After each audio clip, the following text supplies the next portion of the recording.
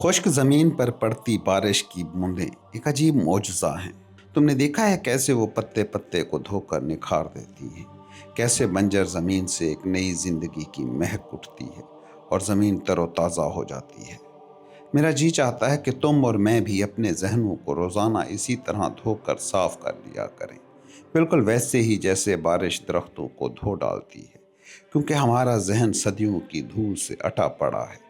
وہ دھول جسے تم علم کہتے ہو، جسے تم تجربہ کہتے ہو، اگر تم اور میں ہر روز اپنے ذہن کو کل کی یادوں، تلخیوں اور بوجھوں سے آزاد کر دیں تو ہم میں سے ہر ایک کے پاس ایک بالکل تازہ پیور ذہن ہوگا، ایک ایسا ذہن جو زندگی کے تلاطم اور اس کے ہزاروں مسائل کا سامنا کرنے کی پوری طاقت رکھتا ہوگا۔ آج دنیا کو جس ایک بڑے مسئلے نے اضطراب میں ڈال رکھا ہے وہ ہے مساوات، ایکویلٹی۔ دیکھو، ایک لحاظ سے تو برابری نام کی کوئی چیز نہیں ہوتی، کیونکہ ہم سب کی صلاحیتیں الگ الگ ہیں، لیکن ہم یہاں مساوات کی بات ان معنوں میں کر رہے ہیں کہ تمام انسانوں کے ذات ایک جیسا برتاؤ کیا جانا چاہیے۔ مثال کے طور پر اسکول میں پرنسپل، استاد یا ہاؤس پیرنٹ کے عہدے محض کام ہیں، صرف ذمہ داریاں ہیں، مگر المیہ یہ ہے کہ ان ذمہ داریوں کے ساتھ ہم نے ایک چیز جوڑ دی ہے جسے سٹیٹس یا رتبہ کہتے ہیں، اور اس رتبے کا احترام صرف اس لیے کیا جاتا ہے کیونکہ اس کے پیچھے طاقت چھپی ہوتی ہے، اس میں ایک وقار ہوتا ہے۔ اس کا مطلب یہ ہوتا ہے کہ آپ دوسروں کو جھڑک سکتے ہیں، دوسروں کو حکم دے سکتے ہیں اور اپنے دوستوں یا رشتہ داروں کو نواز سکتے ہیں، یعنی کام کے ساتھ طاقت کا نشہ جڑ گیا ہے۔ لیکن اگر ہم اس پورے ڈھانچے سے رتبے، طاقت، پوزیشن اور مراعات کا تصور ہی نکال دیں تو کام کے معنی کتنے سادہ اور خوبصورت ہو جائیں گے۔ پھر چاہے کوئی گورنر ہو، وزیر اعظم ہو، باورچی ہو یا ایک غریب استاد، سب کے ساتھ ایک جیسا احترام برتا جائے گا، کیونکہ وہ معاشرے میں اپنا اپنا ضروری کام انجام دے رہے ہیں۔ کبھی سوچا ہے اگر ہم صرف ایک اسکول سے ہی طاقت اور رتبے کا یہ سارا بوجھ ہٹا دیں، یہ احساس نکال دیں کہ میں ہیڈ ہوں، میں اہم ہوں، تو وہاں کی فضا کیسی ہوگی؟ وہاں کوئی اتھارٹی نہیں ہوگی، اس معنی میں کہ کوئی اونچا ہے اور کوئی نیچا، کوئی بڑا آدمی ہے اور کوئی چھوٹا آدمی، اور جہاں یہ فرق مٹ جائے وہیں سے آزادی کا جنم ہوتا ہے۔ ہمارے لیے یہ بہت ضروری ہے کہ ہم سکولوں میں ایسی فضا پیدا کریں جہاں آزادی ہو، جہاں محبت ہو اور جہاں ہر بچہ اپنے اندر ایک غیر معمولی اعتماد محسوس کرے، کیونکہ یاد رکھنا، اعتماد تبھی آتا ہے جب تم خود کو بالکل محفوظ، سیکیور اور پرسکون محسوس کرتے ہو۔ کیا تم اپنے گھر میں سکون محسوس کر پاؤ گے اگر تمہارے ماں باپ یا دادا دادی ہر وقت تمہیں یہ بتاتے رہیں کہ تمہیں کیا کرنا ہے؟ اس طرح تو تم خود سے کچھ بھی کرنے کا اعتماد کھو دو گے۔ جب تم بڑے ہو رہے ہو تو تم میں اتنی سکت ہونی چاہیے کہ تم بحث کر سکو، یہ ڈھونڈ سکو کہ سچ کیا ہے اور پھر اس پہ ڈٹ جانے کی ہمت ہو۔ تمہیں اس چیز کے ساتھ کھڑا ہونا سیکھنا چاہیے جسے تم صحیح محسوس کرتے ہو، چاہے اس کی قیمت تمہیں تکلیف، نقصان یا غربت کی شکل میں ہی کیوں نہ چکانی پڑے۔ اور اس جرت کے لیے ضروری ہے کہ بچپن میں تمہیں مکمل تحفظ اور سکون کا احساس دیا گیا ہو۔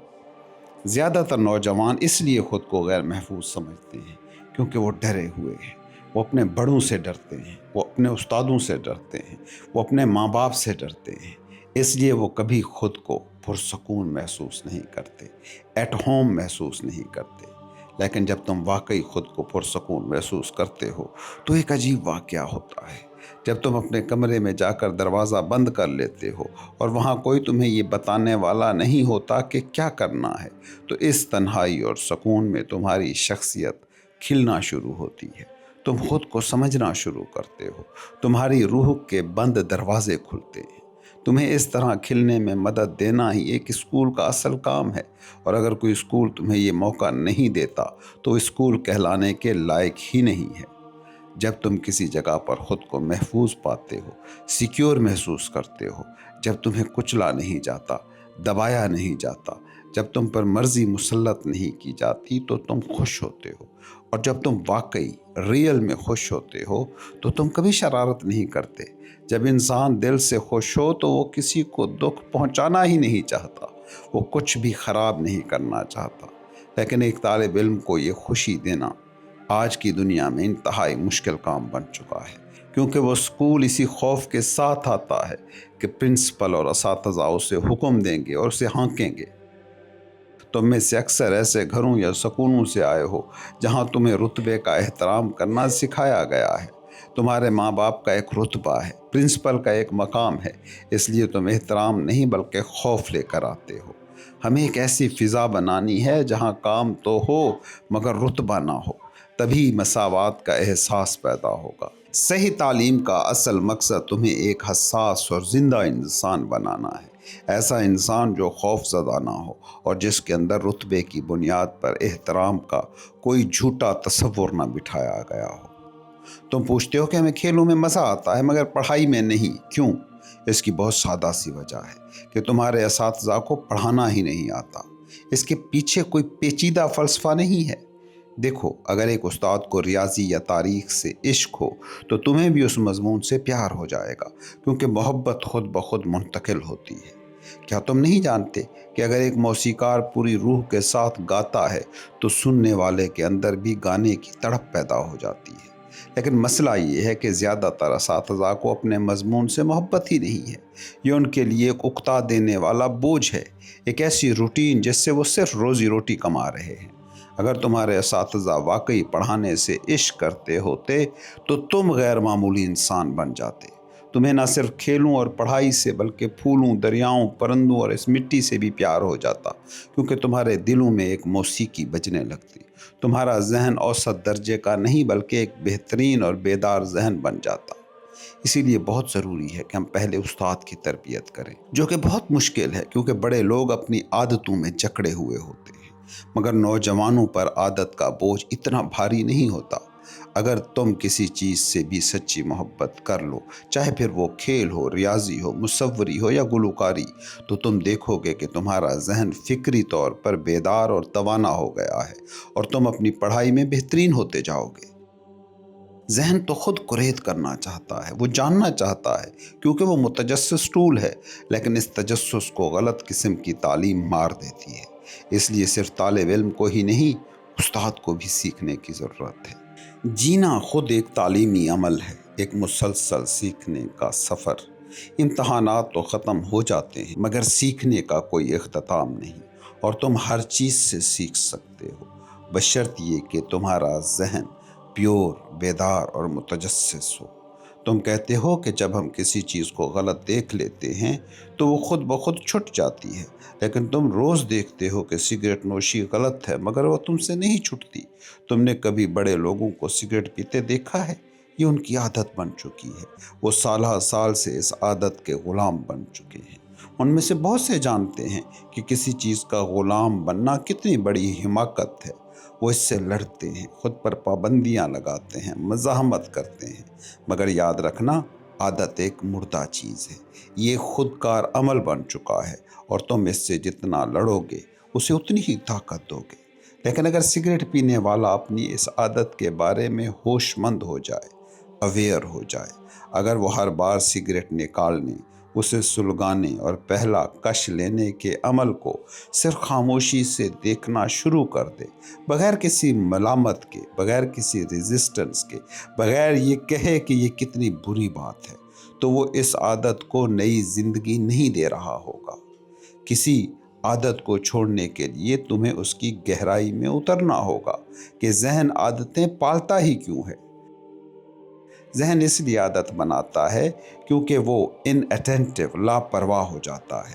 اگر تم کھڑکی سے باہر دیکھتے ہوئے دانت صاف کرو گے تو یہ ایک عادت بن جائے گی، لیکن اگر تم پوری توجہ کے ساتھ یہ کام کرو گے تو یہ عادت یا روٹین نہیں بنے گا۔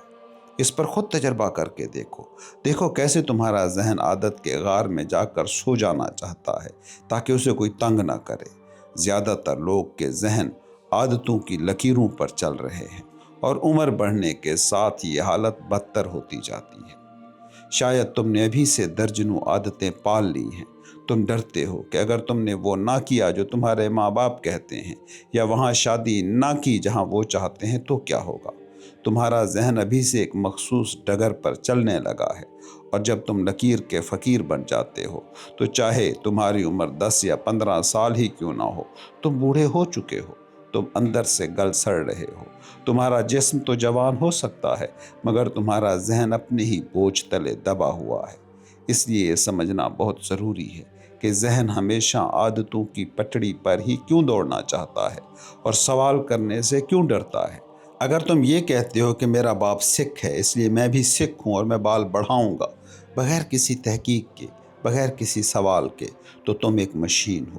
سگریٹ نوشی بھی تمہیں ایک مشین، ایک غلام بنا دیتی ہے، اور صرف وہی ذہن تازہ، جوان اور زندہ ہو سکتا ہے جو ان زنجیروں کو سمجھ کر توڑ دے، تاکہ ہر نیا دن اس کے لیے ایک نیا معجزہ ہو اور دریا پر پڑتی ہر صبح کی کرن اس کے لیے ایک نئی خوشی کا پیغام لائے۔